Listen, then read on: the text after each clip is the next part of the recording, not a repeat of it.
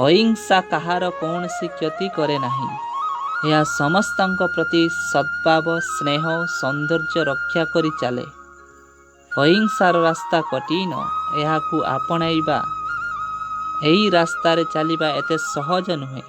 ଏଥିପାଇଁ ଲୋଡ଼ା ସାଧନା, ତ୍ୟାଗ, ତପ, କର୍ମ, ଶ୍ରମ ଓ ସାହସ। ଏହା ସମାଜକୁ ଆଗକୁ ବଢ଼ାଏ, ଜୀବନକୁ ଆନନ୍ଦଦାୟକ ବନାଏ। ଏହା କାହା ଉପରେ କିଛି ଲଦି ଦିଏ ନାହିଁ। ଏହା ଆତ୍ମବିଶ୍ୱାସ ବଢ଼ାଏ, ସମସ୍ତଙ୍କୁ ଏକତ୍ର କରିବାରେ ସହାୟ, ପ୍ରାଣୀ ତଥା ନିଜକୁ ଅନ୍ୟମାନଙ୍କ ଭିତରେ ଦେଖେ। ଏହା ମୌନତା ଅବଲମ୍ବନ କଲେ ବି ସକ୍ରିୟ। ଏହା ଶକ୍ତିଶାଳୀ ଓ ନିର୍ଭୟ। ଅନ୍ୟାୟ, ଅସତ୍ୟ ଓ ମନ୍ଦ ସହ ବୁଝାମଣା କରେ ନାହିଁ, ବରଂ ଏସବୁ ବିରୁଦ୍ଧରେ ସ୍ୱର ଦୃଢ଼ କରେ।